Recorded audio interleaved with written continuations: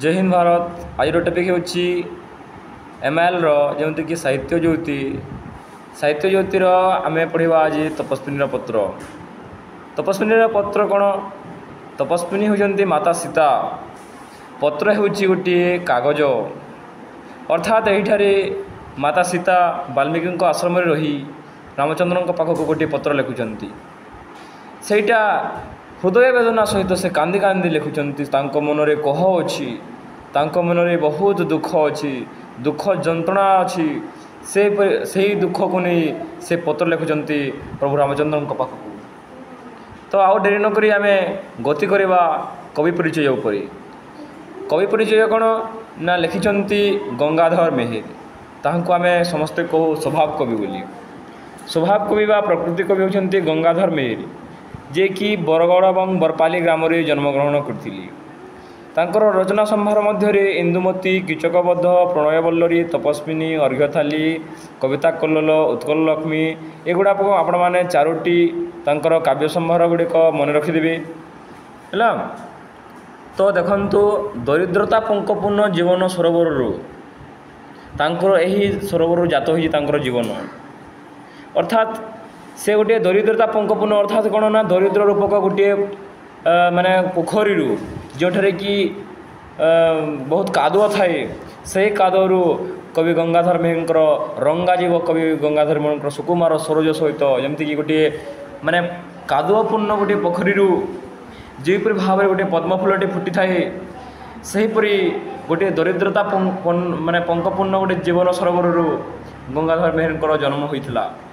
यही कवि जीवन जीविकार जटिलतार छंदी हो भूल नथिले तांकर बाणी आराधना।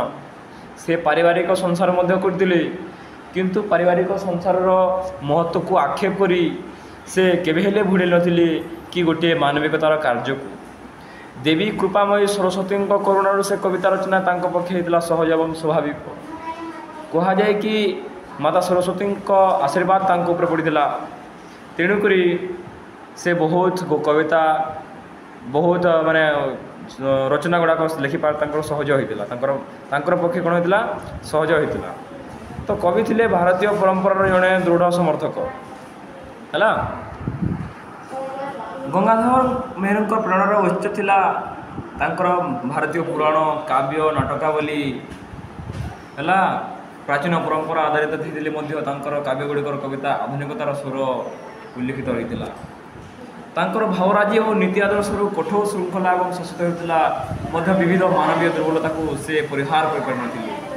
एतद्व्यतीत प्रकृतिर जीवंत अपरूप शोभा वर्णना कर गंगाधर मेहेर होती समग्र ओडिया साहित्य अनन्य बहि प्रकृति सहित अंतः प्रकृतिर मनोज्ञ समन्वय और प्रकृतिर मानवायन गंगाधर मेहेर रचना को सुखपाठ्य कर। तो यहीपरि भाव में गंगाधर मेहेर जीवनशैली आम पढ़ी सारी। कवि परिचय आम पढ़ा तपस्विनी पत्र संपर्क में किछिटा जाना निहाती जरूरी। तपस्विनी पत्र मुझे प्रथम कही सारी कि तपस्विनी होती सीता एवं पत्र हो गोटे चिठी जहाँकि स्वामी को पति को से गोटे चिठी मध्यम हृदय वेदना को प्रकाश कर। आलोच्य कवितांशटे गंगाधर मेहेर सर्वश्रेष्ठ रचना तपस्विनी आसी जनपवाद। देखो रामचंद्र केतेबेले भावनार केबे कौन गोटे डिसीजन टे नहीं ना जितेबेले माने बनवास आसिले लंकारु माने ध्वंस करके आसिले सेते बेले अयोध्यार लोक कहले कि कौन कहले ना सीता को अग्नि परीक्षा करा जाऊ। तो रामचंद्र किछि न भावे लोकंकर कथा शुणी अग्नि परीक्षा कले सीतामाता को।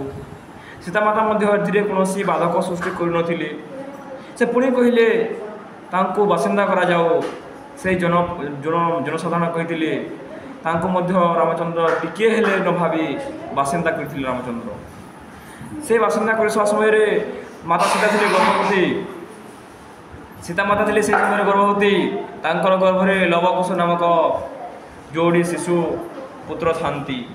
वाल्मीकि आश्रम से माने स्वामी को जीपरि भाव में परित्याग करी आपण मैंने तो समस्त जानी कि गोटे महिला किपे ता स्वामी को छाड़ी रही पारे ना। जदि स्वामी को रहीपे बहुत कष्ट सहित रहीपे तो सेहीपरि माता सीतांकर देख किपरि स्ट्रगल तांकर किपरि आत्मबल से आत्मबल नहीं कि गर्भरे माने जाँला शिशु को धरिकी से कौन कहते ना वाल्मीकि आश्रम तो दुई राजपुत्र को समुचित शिक्षा प्रदान कर अर्थात दुई राजपुत्र किए एठारे लव एवं कुश लव एवं कुश को दुई राजपुत्र हिसाब से ग्रहण कर माता सीता देख आपण जानी आपण आंचल माता जिते पिता कर्तव्य कर्म कर श्रमिक हिसाब से कर्म कर माता मातार पाखे शिशु बहुत समय थाए तो माता जीपरी शिक्षा देव शिशु को तो शिशु से हीपरी शिक्षा को ग्रहण कर जदि खराब शिक्षा देव खराब शिक्षा को अर्जन कर भल शिक्षा देव भल शिक्षा को अर्जन कर तो माता सीता लव एवं कुश को रामायण कथा समस्त ज्ञान परिपूर्ण कर लव एवं कुशम को संयोगवशतः रामायण गान कर लव कुश पहुँचे जाते अयोध्या राजसभा साक्षात हुए पिता पुत्रंकर तो यहीटारे गोटे मेन इम्पोर्टाट कथाटी हूँ कि सीता माता जो प्रश्नटा पचारि रामचंद्र को जो प्रश्न पचारि